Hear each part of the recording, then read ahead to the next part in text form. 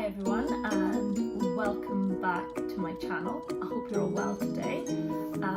It is Tuesday today, the second week of the Easter holidays here in Scotland, and we are actually just getting back into a bit more of a routine. We had the Easter weekend completely off. We kind of loosely did some homeschooling stuff last week and we're getting back into doing a bit more of that this week. Just because we like the routine and we find that there are a lot less, let's say, arguments about what we're doing and screen time and all of these things when we have a bit more structure. So that's what's happening, and this morning my husband's doing a bit of kind of schooly type stuff, creative stuff with my son downstairs and with Ivy. So today I wanted to take some time to talk about a little bit about sustainability. I'm not an expert on this subject, so what I talk about is all from my own experience, what I've read, the research I've done independently, to kind of look at what things I want to do and implement into our life as a family. So I guess my sustainability journey ties into my plant-based eating journey, because when I first started eating a plant-based diet, I didn't really think about the environmental impact. I'm slightly embarrassed to say I had never really considered how animal agriculture contributed to environmental change and climate change. I hadn't really thought about any of that. I just assumed or thought in my head very kind of narrowly about environmental damage coming from things like cars, transport, planes, oil, gas, all of these kind of really obvious things. I hadn't really kind of linked the food part together. But when I looked into, I think it was mostly from the Veganuary website to begin with, I looked at the different things that having a plant-based or vegan diet meant for animals, for health, which was kind of my initial reason for transitioning to a plant-based diet. But it also talked a lot about the environment and how animal agriculture was responsible for a lot of greenhouse gas emissions. And again, as I said, this is not my area of expertise, but I have learned as I've gone along what that means. And then from there, I guess sustainability came into my life in the form of realizing that we had a lot of waste as a family. I was drinking a lot of takeaway coffees. I wasn't using a reusable cup. I was buying bottles of water instead of using my water bottle, which now, like, these things have all become habits, and I've shared stuff about this before. I've done various videos about simple sustainability swaps and that kind of thing. And I suppose in a way I was doing a few things kind of subconsciously, but it switched to being a more conscious thing. So what I'm going to talk about today are maybe 5 things that we can do whilst we're in social isolation, whilst we're at home, in order to improve and reduce our environmental footprint and just be a bit more sustainable in our lifestyles. So I'm going to start with the most obvious one, which is what we eat, because what we eat is probably one of the biggest things that we can control. We don't have to wait for supermarkets, we don't have to wait for large corporations, we don't have to wait for anyone to make small changes or decisions about what we buy and what we eat on a daily basis. And there has been a lot of research done looking at the impact of obviously animal agriculture, and a plant-based diet has been found to be one of the biggest things that you can do in order to reduce your greenhouse gas emissions. So it could just be as small as having 1 or 2 plant-based meals a week, or a day of the week where you don't eat any animal products. All of these things will greatly reduce the amount of greenhouse gas emissions that you are responsible for. And if you want to check that out, I will link below to some of they're quite fun little trackers, but also quite shocking when you put things in. So for example, I have used the BBC climate change app a few times, or website, and that allows you to put in a food group or a food type, something like if you put in beef, the amount of times a week you eat that, and then it'll tell you over the course of a year what your greenhouse gas emissions will be from eating that. The same with tofu or avocado or anything like that, and you will see some very stark differences when you just play around with that a little bit. I could give examples. I'm trying to think of one. Let me have a look. So the website is, I'll link below, but it's bbc.co.uk/news/science-environment. And that takes you to the climate change food calculator.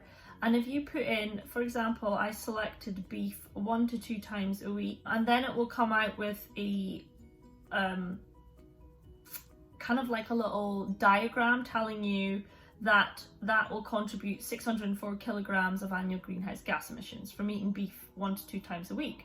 But if you change that to tofu, for example, not saying that everyone loves tofu, I love it, that's only 12 kilograms of annual greenhouse gas emissions if you eat that 1 to 2 times a week. So something I would suggest doing is going onto this app or this website and looking at the food you eat and trying to work out how you could make small changes or little adaptations, like, for example, switching beef to tofu 1 or 2 times a week.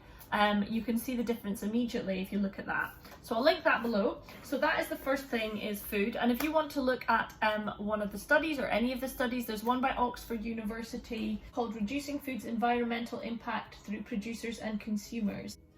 And that was published in the Oxford University Research Archive in 2018. Take a look at that, just Google it online, or I can link below. So other things that we can do, which I think is a great opportunity right now, the time we have to, a bit more time to sit and think about what we would like to change and how we would like to do things going forward. I'm sure everyone's been having a bit of a think about that, maybe not necessarily about food or sustainability, but that is perhaps something you might want to consider. So making a weekly meal plan, even if it's just your dinners, writing down like what you're going to make and then buying the ingredients specifically for those recipes. I do that most weeks. So I write down, like, say Monday night greens pasta, Tuesday night baked potatoes with whatever, Wednesday night shepherd's pie, all these things, and then I write the list of ingredients that I will need and purchase those. So that reduces your food waste as well, or buying things you're not going to use. Buying local and seasonal where possible. I know right now that is not necessarily going to be the easiest thing to do because we don't want to be hopping in and out of lots of shops. And there are places that deliver online. We have been trying our best with this. We've been shopping local. I got a veg and fruit box from Food Story in Aberdeen. I did try and order one from veg delivery organic company nearby as well, but they couldn't do that. So I just think shop seasonal and local where you can. The less transport your food has done, the less greenhouse gas emissions it's going to have. Leftovers is another one. Not everyone loves leftovers. My husband is not a fan of leftovers, so I don't tend to do a lot of batch cooking myself. That doesn't work for us at all because it gets wasted, especially if it's put in the fridge, then people don't want it within the next couple of days. So also with food waste, little things that I do, for example, are if I make like porridge and my little one doesn't want the porridge, I will turn that into little muffins or snacks for later on. It tends to be the kids that waste more stuff than we do as grown-ups. So that's another little thing you could consider. Or if, for example, I make a pasta, I might keep the sauce separate. And if we've got extra pasta, I'll make some different sauce the next day to use up that leftover pasta. Or if I make something, I just try and transform it a little bit the next day. Compost food waste, again, I am embarrassed to say that wasn't even something I realised that you could do until not that long ago, where we didn't get like a box with our house, so I ordered one of them. So keeping your food waste separate in a box kind of lets you see what you're wasting as well, and then it goes to compost rather than going in with the regular bin, which is not a very good thing to do. Know the difference between use by dates and sell by dates. I know some people are very particular about only using a food until the date that is on it. If that is just a best before date, then the food is likely to keep for longer. For example, something like yogurt. If it has a best before date of the 12th of April, it's going to be pretty likely that it's going to be okay on the 14th of April or even the 15th. But for me personally, I'm quite happy to do a taste test. If it tastes okay, then I will keep eating it, because that's just a suggestion of best before that date, but it doesn't necessarily mean it will be moldy or off by that date. So again, know the difference between best before and a use by. A use by date is something that you should use by that date. If you eat meat, for example, I definitely would never recommend eating that beyond the date on the package, because that's there for a reason. It's for your safety. It's to make sure that you don't get food poisoning or anything else. So please don't eat things beyond their use by date. Something else which is not food related is household cleaning. I don't buy cloths for the house. I don't buy like those cheap blue or yellow or whatever cloths. I use old towels, old face cloths, things that we have in the house. I cut them up and I wash them. I do keep them separate, so if they're for, like, example, I try my best not to use baby wipes or cleaning wipes or any type of wipes. I have been a little bit more on using the kind of more chemical cleaning sprays since the coronavirus, only because I've been a little bit more conscious of making sure that I get rid of any bacteria on like handles and things like that. So normally I would make my own cleaning solution using essential oils, using water, using vinegar, baking soda, that kind of thing. Whilst I'm not going to tell you what to use, I think with the cloths that you use, you can definitely, everyone has some kind of cloth material in their house that is probably old, they probably don't use it as a towel.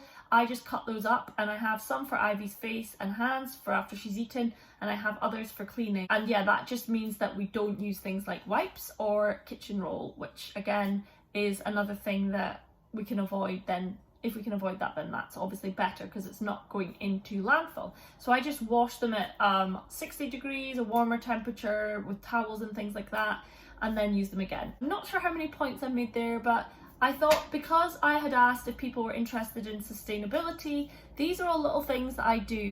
Another thing I was going to add is that jars. So if you have glass jars, I don't keep all of them, but I will keep, and I was going to refill shops, but there's not many open at the moment. But I use the jars for things like storing soup in the fridge, or for say like I've made a sauce, or I've made a soup, or I've made some energy balls. I will use like old peanut butter jars or that kind of thing.